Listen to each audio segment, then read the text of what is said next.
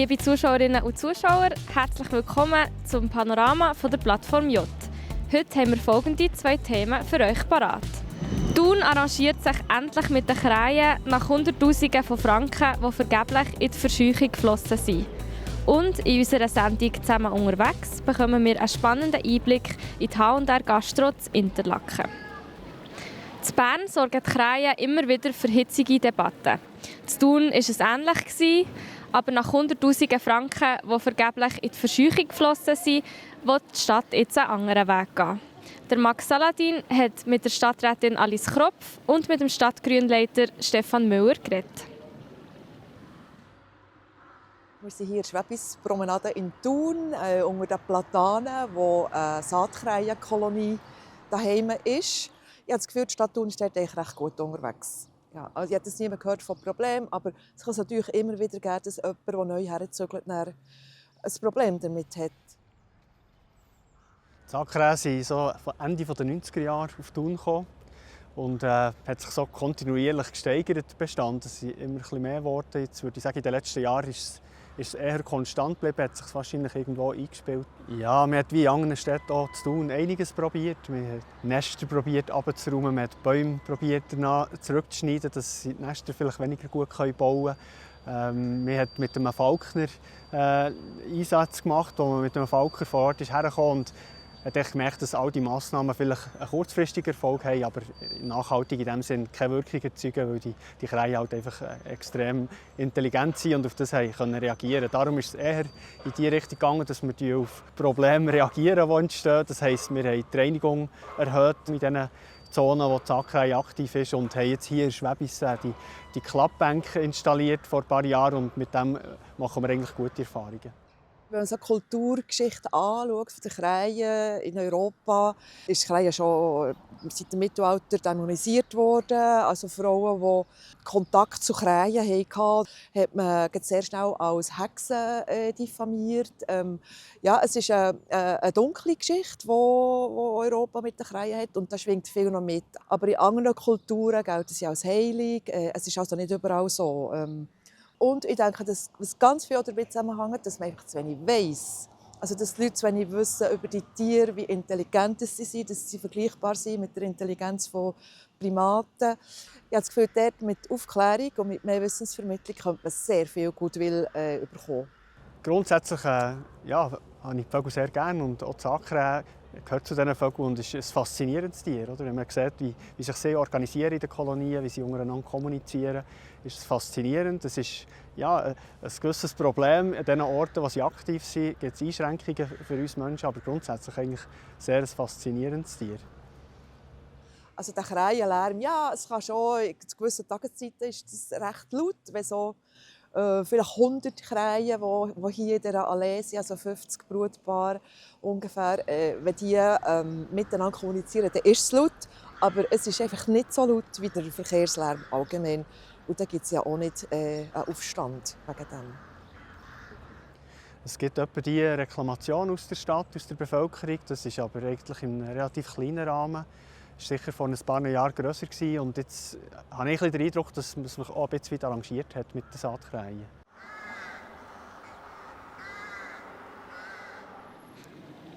Arrangiert hat sich nicht nur Thun mit seinen Krähen, sondern auch ein Logistikunternehmen mit seinen Lernenden. Der Pablo Sulzer hat im H&R Gastro in Interlaken vorbeischauen für unser Format «Zusammen unterwegs». Dort haben ihm die Lernenden die Rösterei, die Metzgerei und die Lagerhalle gezeigt. Gehen wir. Herzlich willkommen bei «Zusammen unterwegs». Hier wird produziert Kaffee und Burger, hier wird organisiert über 300 Produkte aus dem Berner Oberland und hier wird auch ausgebildet.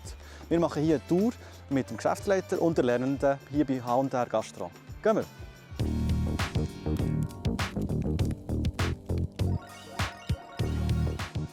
Ciao Marc. Salut Pablo. Hier erwartet noch ein Unternehmen mit 60 Mitarbeiterinnen und Mitarbeitern. Die H&R Gastro beliefert die Gastronomie und Hotellerie im Berner Oberland. Zudem haben wir einen Anbaumarkt, eine eigene Kaffeerösterei und eine Metzgerei. Ich würde sagen, wir legen gleich los, oder? Sehr gerne, ja. Ja. Ich bin seit rund 6 Jahren Geschäftsführer. Ich bin viel draussen bei den Kunden, aber natürlich, wenn ich da bin, hier in den Abteilungen, spüre den Puls. Wir stellen heute unsere Lernenden in den Fokus stellen, so dass wir zuerst Lara nehmen, die das KV macht, aber auch schon in der Metzgerei gearbeitet hat. Dann gehen wir in die Logistik mit 2 jungen Gielen, die einerseits die Kaffeerösterei zeigen, aber sicher auch die ganze Logistik. Wir gehen jetzt mal ab auf die Tour. Sehr gerne, viel Spass. Ciao, Lara. Hi, Salut. ich mache KV-Lehre, EFZ. Und du bist jetzt schon im ersten, zweiten... Im ersten Lehrjahr. Ersten Lehrjahr. Dürfen wir schon reinschauen? Ja, sicher, kann es mit. Merci. Ich bin nicht nur an meinem Arbeitsplatz im Büro, ich bin auch ab und zu in der Logistik hängen oder im Läden. Bei uns geht es halt mehr darum, dass wir recht viel Kundenkontakt haben. Wir gehen jetzt zur Metzgerei. So, hier wären wir. Noch nicht ganz. Nein, das ist noch ein Teil des Lagers. Die Metzgerei wäre gerade da hinten. Also ich habe in der 10. Ahnung hier einmal ein Praktikum gemacht. Wie man sieht, ist halt überall Hygienebereich. Das heisst, wir müssen so anders anlegen. Machen wir. Also. Ja, So, jetzt werden wir richtig angelegt. genau. Was sehen wir hier? Also hier gehen wir zur Legerei. Könnt ihr mal mitkommen. Hier ist so, ich habe halt Burgers gemacht und gewürstet, ausgeholfen, ein bisschen verpackt. Was das Strengste war, halt, ich bin eher klein und sie eher gross und ein bisschen kräftiger und dann die ganze Boxen tragen mit dem Fleisch halt. Das war schon ein bisschen schwieriger gewesen. Und das Fleisch geht ganz vielen Orten her. Ja, also der grösste Teil einfach ganz Bödeli bis Thun hängen. Das sind schon rechte Stücke hier. He? Ja, das ist schon. Also zum Glück kann ich die nicht machen. Okay, ja. Oder? Tun wir das ganze Fleisch lagern. Es ist allgemein alles immer kühl, sie haben immer kalte Hände gehabt. Und jetzt Ja. machst du das KV. Hier habe ich ganz etwas geschleppt und so, und dort hocke ich die ganze Zeit. Das ist schon etwas anderes. In dem Fall sage ich schon mal Merci. Merci. Und wir gehen jetzt weiter. So, da wären wir eine Station weiter. Salut. Ciao. Hallo, Erik. Wir wären jetzt hier im Lager. Unsere Tätigkeiten sind hier kommissionieren. Wir hier. Wir für Kunden bestellen halt. Wir so Schienen haben wir. Dann können wir die mit dem Kästchen einscannen. Du machst ja gerade momentan deine Lehre hier als Logistiker. Genau, gell? ja. Zweite Lehrjahr Genau. wäre ich jetzt. Wie ist das bis jetzt so? Viel mit Menschen zu tun halt. Ja. Einmal im Laden vorne sind wir auch. Das ganze Berner Oberland beliefern wir, ja. Was hast du so für Aufgaben gehabt, die du gefunden hast, dass das weggenommen und Sachen, die vielleicht auch ein bisschen weniger weggehen? Ja, halt das Putzen und so halt. Sorry. Ist nicht so Genau. cool, aber sonst, Gehört dazu? ja, das ist Genau. so. Hier wären wir jetzt im Laden. Genau. Da kennt man aber so ein bisschen die Grössen, die noch so speziell sind. Ja, so der Käse halt, wie haben wir ganz grosse Stücke. Ja. Dann Fleisch natürlich in Ja. grosse Stücke Ja. und dann so Ja. Tiefkühlprodukte. So. Tiefgekühlt, oder? Man muss Ja. immer alles schön frisch lagern. Genau. Es gibt aber auch hinten im Lager noch so einen Bereich, gell? Genau, ja, Ja. die Tiefkühlbereiche können wir sonst Ja. jetzt hindern. Ja. Also ja, gerne. Wenn du rausgehst und sagst, heute war eigentlich gäbig, heute war gut, was gehört so ein bisschen dazu? Ja, wenn man gut durch den Tag ist gekommen, also nicht zu lange geschafft oder so, dann sind wir echt gut durch den Tag gekommen Ja. und nicht so anstrengend ist. Da wäre jetzt der Tiefkühler, das ist halt alles das gefrorene Zeug. Den Also. würde ich mir jetzt umziehen, wenn gut Dann kannst du ist. es so machen. So, jetzt werden wir richtig angelegt. Ja, gell? genau, jetzt können wir rein. Sonst... Genau. Wird es kalt? Ja, es wird minus 18 Grad. Minus 18 Grad? Ja. Okay. Ja. Okay, ja, ich Genau. spür's schon. Ja. Ja, hier haben wir das Vorräumchen. Dann würden wir hier ganz in einen Tiefkühler. Ah, krass. Oh, wow. Okay. Ja, wenn wir grosse Schienen haben, tun wir es so auf Rollwegen biegen, wie hier. Und dann schauen wir immer, dass das schwere Zeug eher unten ist und das leichte Zeug eher oben. Das vorderste haben wir so gelassen. Also. Dann im zweiten Gang haben wir so das Gemüse und im dritten so das Brot und so. Und 4 und 5 haben wir so mehr Fleisch und so. Genau. Ja. Merci, Erik, hast du uns durchgeführt, gell? Ja, bitte, kein Problem. Wir gehen jetzt noch eins weiter, wir gehen nämlich zur Rösterei. Ist gut, ja, sicher. Merci. So, da wären wir jetzt gerade. Rasmus freut mich. Du machst auch hier die Lehre. Ja, zweites Lehrjahr von 3. Und ja, zwischendurch bin ich halt auch hier hinten. Da seht ihr schon, der von hier, oder? Der H&R-Kaffee, genau. Also das hier ist so ein bisschen wie unsere Materialecke, wo wir halt hier unsere Karten haben und unsere Säckchen, die wir jeden Tag noch vordatieren. Dann nehmen wir die Altbote raus. Tun wir die eigentlich jedes einzelne Ah, voilà, ja. 320 Genau. Säckchen. Ja. Ja. Also vielleicht etwas sein. Ja. Gleich noch speziell, dass man hier so Kaffee röstet. Genau. Hier auf dem Bödel. Ja. Yes. Gehen wir schauen? Ja, fix. Also. Hallo zusammen. Jetzt haben wir unsere 2 Abpackstationen. Werden mit dem Schlauch befestigt, geht dann bis da hoch. Dann haben wir hier einfach unser Pedal, das wir dann draufdrücken. Dann kommt das Kilo Bohnen raus, dann hier rein. Dann wird das versiegelt, tun wir so rein. Schlussendlich werden sie dann so. Du hast gesagt, du bist nicht ein Kaffeetrinker, aber gleich auch speziell, das alles hier zu schmecken. Vor allem die verschiedenen Aromennoten. Ah, wow, sehr schön. Ich wäre auch viel mittlerweile noch in der Frischabteilung, also bei gäbigen 3 bis 4 Grad. Okay, ja. Würden wir dort hergehen? Sehr gerne, kannst du uns gerade herführen? So, da wären wir. Da gehen wir gerade rein. Ja, also ich würde zuerst noch eine Jacke anlegen. In dem Fall, machen wir gerade. So, jetzt sind wir angelegt. Sieht schon besser aus. Geht schon besser aus. Also. Dann wäre das hier eben unser Vorraum. Hier bringen die Lieferanten unsere Ware rein. Das wären unsere Kühlcontainer, die wir vor allem für Wänge und Möhren brauchen und sonst Bergstationen. Ja. Dann gehen sie weiter rein. Hier gibt es schon alles, eben Käse, Würste und so weiter.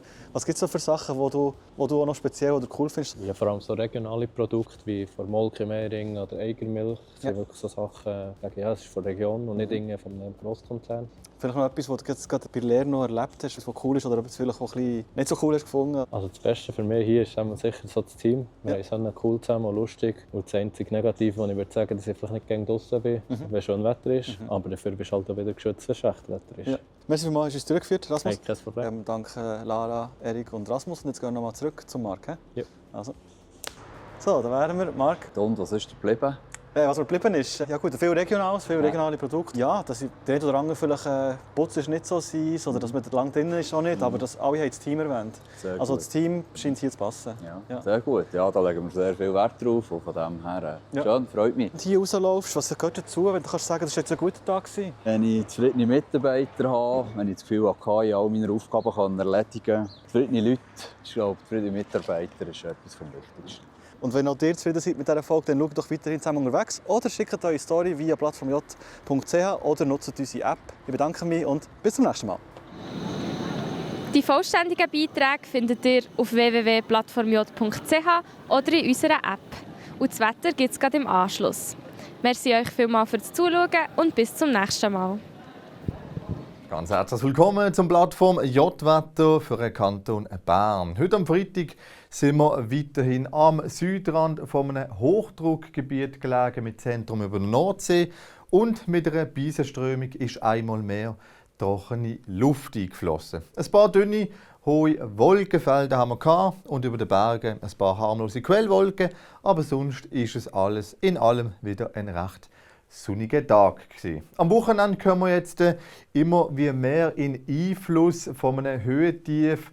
Das fließt so richtig Alpenraum zu und bringt ein bisschen feuchtere und labilere Luft zu uns. Am Samstagvormittag ist es neben ein paar Wolkenfeldern noch recht sonnig, aber es ist auch morgen oder sagen wir am Samstag relativ frischer Morgen mit Temperaturen um den Gefrierpunkt herum. Am Nachmittag nehmen dann die Wolken allgemein ein bisschen zu. Wir haben aber auch dann noch recht viele sonnige Abschnitte. Temperaturen die liegen so verbreitet bei etwa 11 bis 13 Grad. Dazu haben wir eine schwache Brise im Mittelland, auf den Bergen einen schwachen bis mäßigen Wind aus Nord- bis nordöstlicher Richtung. Die 0 Grad Grenze die liegt auf rund 1700 bis 1800 Meter. Am Sonntag haben wir in der Morgenstunde lokal noch im Oberland ein paar Schauer mit dabei. Am Nachmittag gibt es dann aber einen Übergang wieder zu recht sonnigem Wetter bei etwa 9 bis 10 Grad.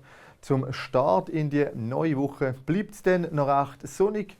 Bei rund etwa 11 Grad. Auch am Dienstag haben wir noch viel Sonnenschein. Ab dem Mittwoch wird das Wetter dann wohl wieder ein bisschen unbeständiger werden. Dazu gehen die Temperaturen dann am Donnerstag deutlich zurück. Soviel zum aktuellen Wetter. Ich wünsche Ihnen ein ganz schönes Wochenende und bis zum nächsten Mal. Ade miteinander.